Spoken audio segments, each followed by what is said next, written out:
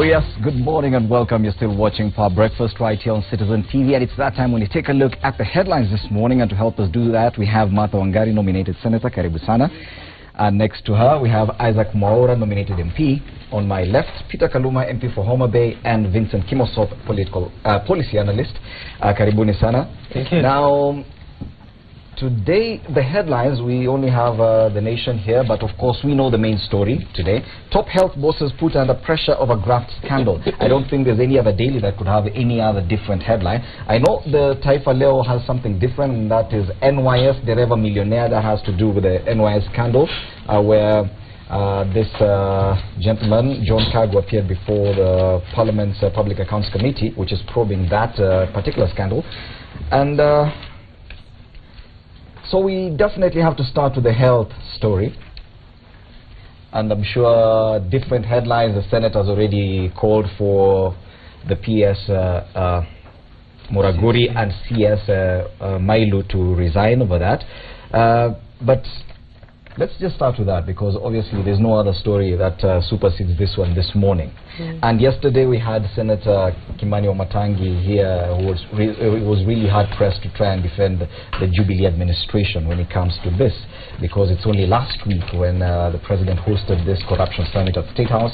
The matter of corruption was really at the forefront of what everyone was talking about. The president saying he's done everything about it, and really telling the country is there's nothing else they can do. So where does this place the Jubilee administration? I think Fred, let me first say that it's very shocking to hear the revelations that have happened, and especially the conversation that I read yesterday between my good friend Stella Murumba and Muraguri, you know, two individuals that I actually know. But also just to be surprised at the sheer level of theft. And I have said it in this set, that actually sometimes we blame the politicians, but the most corrupt individuals in this country are senior civil servants. They are the ones who run this government, and they are the ones who know how to appropriate, how to mislead Parliament. I curiously was surprised to hear that people would use money without the approval of Parliament through a supplementary budget, as having been a member of the Budget Committee. And so therefore there is no question about this. I think there must be serious investigations in these issues. This is a matter of public interest. Everything must be properly looked out into. I know the defense that the CS Mailu has had is that the people whose this is an internal audit, and that the people are yet to respond. But I think we've had this before. Let everybody carry their own cross. There is no way. Corruption is indefensible. If 5 billion has been stolen, 800 million of which is supposed to be for maternal health care, anybody who is under that ministry must face the full force of the law. In fact, I get curious at how, for example, you find extremely intelligent individuals, people who are highly gifted, messing themselves the way I can imagine with Muraguri, because I think he's a very commendable individual. He's somebody who comes across as knowing what needs to be done in the health sector. I've engaged him on several occasions, and I want to imagine that the real culprits must come out through investigation, and this investigation should be unfettered. Yes. And of course, senators have demanded that the CS and PS appear before them to answer questions regarding the loss of the 5 billion shillings. The ministry is set to refund 160 million to donors, because most of this money was donor funded. After failing to account for it, officials are expected to respond today. But this debate degenerates like any other debate usually in Kenya into a political back and forth, that it's Jubilee administration, no, this started in the Nusumkate government, it is not something that's happening right now. Do you think that is where we should be going right now? Should we even be discussing politics? In fact, in the Muli, it's unfortunate that we narrow corruption issues to be about Jubilee and COD. And if you look even at our deliberations in Parliament, I think we have pronounced ourselves very clearly on matters corruption. I remember during the NYS, even in Parliament, we actually had some of us in the Jubilee side actually saying that we need to see heads rolling. Same with Olelenku saga, the issue of non-performance. But most critically, today we are still losing women while giving birth. I think that is the basic line. We are still losing children at birth because of something that is avoidable. We are still having hospitals and health centers and referral hospitals without enough medicine, without enough beds. In fact, if you look at the cases that have been in the media, just recently in Homa Bay, where someone was turned away, a woman was turned away while bleeding and later passed on, you know, who was pregnant at that time, and she later died expecting her first child. I think these are the issues that Kenyans are looking at. But it is Macharia Gaido actually who has put on Facebook, I think today or yesterday morning, that we run a majambazi system, you know, a system ya majambazi everywhere. Because it is not just about even Jubilee, it is no longer about code, it is about the value systems. And we were talking with Kimosov earlier, everywhere. And I think that is where we must start. But going forward on this issue, and it's not just limited to the health ministry, it's in government, because we still have the Auditor General pronouncing himself every year. And personally, I tell people 400 billion per year that is not accounted for. I think that's something we should definitely worry about. From my experience in the public, in the County Public Accounts and Investment Committee in the Senate, I will tell you, it's not different in the counties. But we create that because now the Ministry of Health has had an issue of 5 billion. Now the governors have gotten a voice to actually say we are not the bad ones, it is them who are the bad ones. And you know, we make it a circus. But going forward, my experience in auditing, and I'm not defending anyone, I have spoken against corruption in every corner, even in the county government. But most importantly, we must also realize the role the media have played in this issue. And I think it's commendable that the whistleblower in this case is the media. And that brings out really what the media does in this country. And it's something that we must commend, that it is the media that has brought it to the fore. But going forward, we must also realize a preliminary report of corruption or of audit is not the final report. Personally, that I know, because if you look at the interactions and the process of auditing, there are different meetups until at the last you get a final copy. But the issue was that they needed to respond. If you are asked as a PS, why are you not responding to our questions? You don't rebuff someone and say, I have nothing to say. You explain and say what stage are we in terms of audit, because every time, even internally, you raise audit queries, then you sit and clear some of them. If you're able to defend an account, they are cleared. If they stand standing, then they are put in the final report, and that is especially what us as Parliament deal with, the final report. So for me, I need to understand the status. At what stage was the report? And I'm not saying that to defend, because we had it even with the NYS and it came to pass. Someone must carry the cross. If you are not able to account for money meant for mothers in this country, if you're not able to account money for maternal care, then we have no business, and someone must carry their own cross. Bwana Peter Kaluma, of course, the two Jubilee members here would say that this is not a political issue, yet the administration led by President Uhuru Kenyatta cannot escape blame when it comes to the loss of 5 billion shillings that through a government that they're running currently. We know Jubilee is a very corrupt government, and by the way, this government has been structured just to loot and you know, seepage our funds. The biggest competition in all sectors, all departments, all ministries of this government is how much, you know, they can steal. And you know, it is very painful, my brother, when you talk about health, and more so maternal health. The amount of money we are talking about is not small. But I can tell you it is not the money that has been stolen from the health ministry. From the health ministry, I can tell the nation that it cannot be less than 40 billion that has been stolen.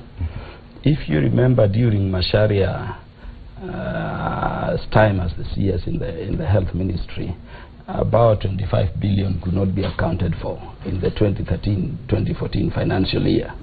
It was just brushed aside and Macharia taken to another ministry. This 5 billion you're being told is a preliminary report.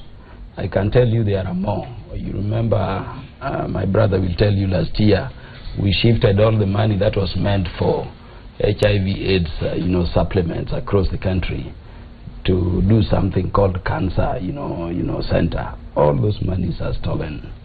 What I want us to think about is how we can solve, the problem of corruption. On health, it pains me because the First Lady has been going around the country. I remember Inoma Bay saying that, we cannot be losing, lives when giving birth to new Kenyans. And there was such, a heart-touching, rendition coming from her. But I've asked a fundamental question: why is the First Lady raising funds, even running across the world, to buy mobile clinics, when we are still lumping too much money to the health ministry, when health itself is over 95% devolved? Let me tell you, we are blaming governors across the country. And I've said this times without number. If you go to Homa Bay, that we are talking about, how much money is going to the entire county for what services? And how much, in the context of the money is going, can go properly to meaningfully give people help? And that is why I've always suggested that, to me, it is a failure of our parliament. What we need to do is to realize that health is devolved and take as much money as we can to the county. Alternatively, and I have a motion pending in Parliament, it has been over-delayed by the business, Parliamentary Business Committee.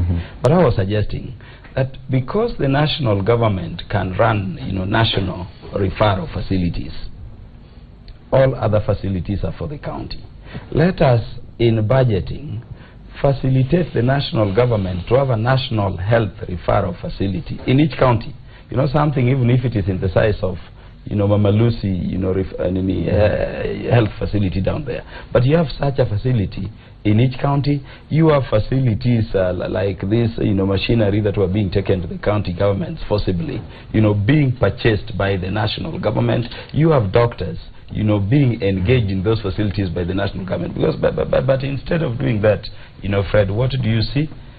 You hear 17 to 28 billion to refurbish Moi Teaching and Referral Hospital. You hear so much money going to Kenyatta. We are talking about health ministry. Yes. You hear money has been lost in Kenyatta National Hospital. 1.5 billion. 1.5 billion is indeed lost at Kenyatta National Hospital. We cannot continue that way. Remember, when there is no facility in Homa Bay, like the painful one she's talking about, it does not help to blame the governor. In the end, lives have been lost because it's the mother and the child who are expecting to join Kenya. Let us restructure this government. But my view, Fred, is not lamentations. I dare tell the people of Kenya that if you are waiting to fight corruption under Jubilee government, you are chasing after the wild goose. What we need in Kenya is a regime change. And I don't know how we can facilitate even a snap election before August, because the country is undergoing, too much hemorrhage. We would have nothing for any other regime. And the president came out last week, and after he spoke live on TV, and there was general sense of helplessness when it comes to corruption. So now we see an even bigger scandal coming out, 5 billion shillings. In our history, and I don't know what it says about our society. We've seen the likes of Goldenberg, that we're yet to see meaningful convictions. Anglo leasing scandal, no one was convicted. In fact, we're still paying those debts. NYS, we're still seeing a probe and nothing going to court, nothing really happening. Now we're seeing 5 billion shillings lost. And we're helpless again, because we're not sure if anything will be done to anyone. Fred, my first job was at Transparency International.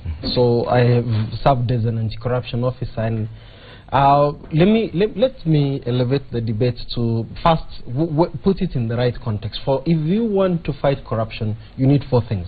Number 1, political will. Now, political will is not from the president. It is from everybody who is sitting in a place of decision-making, from a father in the house all the way to the head of state. And anyone, that's political will. Number 2, you need very good laws and policies. And then number 3, proper systems and structures. 4, you need to confront culture. Because we have a culture that actually celebrates the corrupt. And what we used to do at Transparency at that time, we used to have a caucus in Parliament called APNAC, African Parliamentary Network Against Corruption. And whereby we said corruption was not an issue of ODM. Of course, that time it was, ODM, you remember the LDP. Yes. So what I would point out is that for me, I am concerned by the statement from the president that he can do nothing about corruption. Because I believe in the position that he sits, he can actually send the message that actually everybody, that this is the direction. Yes. What do I mean? Today we have these scandals that have hit the headlines. The president did the right thing the other day by postponing his trip to go to Angola because he wanted to send this right statement saying that I am with the people of Mandera. I cannot leave you at a vulnerable point. I think at this point what we would expect is a very strong statement from the president, sending the signal, because the signal is always sent from the top. The former president Moi, one thing he used to do every Sunday is to go to church. And what happens, you notice it became popular to go to church. What am I saying is that signals come from the top. If the signal is a signal of helplessness, what was going to happen?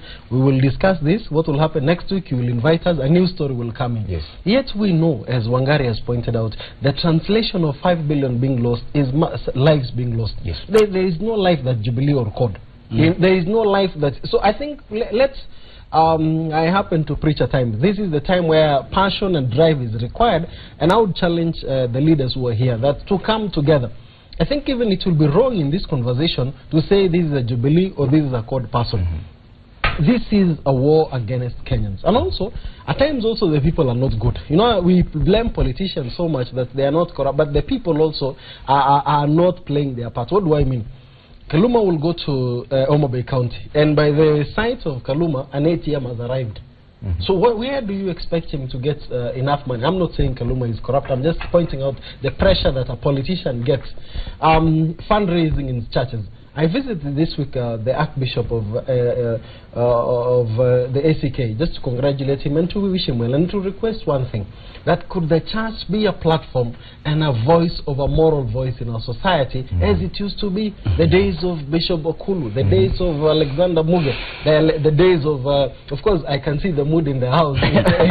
It's a clear depiction, but you can see that if Kaluma was a Bible study leader, if I was told, if I was preaching on Sunday, this is one thing I will tell people, that we are in the days of Jeremiah, whereby we are meant to go back and seek for the ancient paths and walk in it. We have departed from the course. It is high time that we go back to our conscience. Yes. Well, maybe let me say something about the regime change that is being advocated by Honorable Kaluma. And I'll say this. One, there is a movie called The Company. I don't know whether anyone of you has watched it. That movie is really about the unseen hand in running matters, the unseen hand. And I say that because even with the Jubilee regime, the match the president did maybe is appoint the PS, appoint the CS, but there are people there who have been there for 20 years or even more. The unseen hand. That one, that is the devil in all these ministries, the system. And I think going forward, you cannot say that this is the Jubilee. It was there during the Nusumkate one, it was there maybe even before. Even in the anti-corruption, the issues we talk about, and we know very well, they are bigger hands than what we see, and that is what we need to deal with. And I say that because you cannot tell us that now if we get COD to be the president or to get COD to take government, now the corruption will evaporate. I think that is something we must from the head. After last week's statement by President Uhuru Kenyatta and the general sense of helplessness, isn't this an opportunity for the president to actually come out and give a strong message, as Bona Kimosop says? I think first and foremost, Kimosop spoke about APNAC, of which I'm actually a member. The caucus is still there. We have no longer hearing it. It is dead. It is still there, led by Shakir Shabir, the member for Kisumu. And of course, actually, my wife used to be the one coordinating a TI at some point. But the point is, we have become numb to corruption, Fred. it's just another story. There's nothing that will... Even the president has become numb to corruption? No, the president has become genuinely helpless. Ask me how. He came to parliament. He actually, unprecedented. That time I remember I was sitting next to James Orengo and Bonnie Khalwale. We all stood up. We had a standing ovation. He did something unprecedented. He actually sacked people on the floor of the house. Yeah? Then what followed? Suckers, suckers, suckers.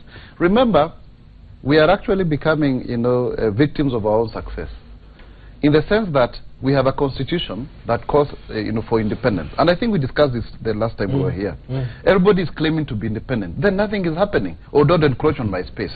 So the president, in terms of his political will to actually disappoint people that he has appointed, he has done it. If today, and we usually go for that, you call it going for the jugular. Today he will stand there and say, Muragori, go home. Mailo, go home. Then what will follow? What will follow? It will be the same suckers. There is no enough evidence. Oh, it was what? Are you saying let me just show you. Let me show you. Then you hear people going like Waigoro is now, I'm told, very popular in Kirinyaga. Yeah? To be elected as a governor. And they say, oh, huyu mtoto wetu alifunduliwa uchi, sasa wacha tumfunike na governor. Really, can we just be honest as Kenyans? Do we really know what we want? I like what Vincent has said here. And Peter will also be honest. There is an incentive to corruption in this country. And the incentive to corruption is the fact that the more you accumulate, the more you can distribute. Mother and I here are agonizing over the fact that we cannot meet the demand for the harambes we have down there. Every SMS you are getting is harambe. Now, those who are in the middle, who are not politicians like ourselves, claim to steal for us. That is where the challenge is. So they, of course, I don't know whether they steal for people, that remains to be seen, but the hidden hand that Mother has talked about, it is very consistent. People who think they are the real government, they do not move out with regimes. And I am not convinced, Kalumba, my brother, let me finish. I am not convinced, Kalumba, that even if today court was to take over power, that it would change, because the hidden hand is there, and of course I've also been said something that the president is genuinely helpless on this matter. Helpless on what matter? In fact, I demonstrated to you in the morning the issue when we had an issue between the Lands Ministry, when Gilu was the CS, and the National Land Commission. In fact, guys, especially from COD, were pointing to the president, don't touch the NLC, it's independent. And I think that is what exactly Honorable Maura is talking about. But here there's no independent body involved here. These are government officials. I'm just demonstrating for you the helplessness that the president was talking about. That if I stand in parliament and decide I've said so-and-so go home, so-and-so go home, prosecute this one, it is not even him to say prosecute. It is the investigation and the prosecution. And I think we already drew our line to that, because even with this one, see what happened in Nyeri. For the first time, we were very excited that out of so many executives, 3 had been taken to court and a conviction got. Out of the cases that were taken of corruption to court, how many have come out? And Honorable Kaluma speaks very well of the inability of Parliament to do their work. Really, because I remember, like this issue of health, when we were dealing with the division of revenue and county allocation, we really fought, even between the two houses, because we wanted more money to go to the counties, which the National Assembly said adamantly no. So this system I'm talking about is not limited to ministries, it is in Parliament, it is in every institution. Yes, but there seems to be an agreement that therefore there's nothing much we can do. No, we cannot reach a level where we say there is nothing much we can do. You know, Fred, there is a reason as to why the president is given the sword of the state during inauguration and swearing in. What does it symbolize for you? When the president is telling you, I'm helpless. It can't work. He has dropped. And his lieutenants are confirming that he's genuinely helpless. And that is why I'm saying what we need is a regime change. You have a person holding the sword of state. You have a fire. Who has confirmed he's not playing. Remember, you know, Kimosop has spoken very well. Thank you. Very well, I can tell you. But those things can only work with the number one if you have political goodwill. We have a president who stands at the OP and tells you, my own people in OP are stealing. Which is true. What happened to them? Honesty. No, was that gentleman sacked? Is promoted in the same OP. Who is that? You have a president who tells you, who goes out there and tells you straight away. You remember the chief accounting officer there who was stealing. Is promoted there. You have a CS in charge of NYS. And let us, speak it Kaluma, straight. can you mention No, don't cover up people. Let us talk corruption. But just mention. You have Anwai Guru. And all the hype about the poverty of Kibra, Nyalenda Kisumu, what she's doing. We come to television and say this is all a cover-up to steal. You are now complaining, Mwaura, about Waiguru being covered up by Muranga people. No. Was she not given, Kirinyaga, was she not given a gold certificate membership status in Jubilee, the president's party, and an TNA? The very first. What I want to say, Fred. No. Yes. What I want to say is very simple. In Luo we say fish rots from the head. The pretense that Uhuru Kenyatta, our president, is willing to fight corruption is no longer sustainable. Allow me to say this. I want to appeal to my friend Maura, my sister Wangari, and my brother Kaluma, that let's elevate this conversation to the people. If we take it back to the Jubilee Code, we miss a very big issue. We miss the element of how do we get things moving. Let me say this. If I was having been in the anti-corruption world, the other thing that I got when Kibaki came to power, there was a close working between government and civil society. So they rolled out something called GJ laws. Governance, Justice, Law and Order Reform program, and I was one of the advisors at the technical level. And I'll tell you this, when the Jubilee administration came in, that momentum was lost. And for me, this is my recommendation, Wangari, since you are in Jubilee and Maura, because if we bring it down to the political divide, we lose a big issue. That momentum that we got through the GJ laws should have been pumped under the constitutional implementation, and because stakeholders were working together. Actually, the current judge of the Supreme Court, Smokin Wanjala, used to chair the TG1. We used to have technical groups from 1 to 8 on ethics and anti-corruption, and we would have conversation where government departments would speak to one another. I know there's currently something called the multi-sectoral forum, but what the GJ Laws program was is that it's the highest office, that was the office of the president, used to chair. It's called the interagency group. So my recommendation would be, of course, any government would want a new name, but if we can be able to reinvent, that's why I'm saying today I'm feeling spiritual and telling like the days of Isaac and the father Abraham. Hey, let's go back and redig the wells. There are things, Wangari, that worked in the fight against corruption. We've had successes in the past. The current system, we do not have, for example, commissioners at EACC. I think for me, it is important for the committee responsible in Parliament to be asking, why is the progress not moving as fast as is required?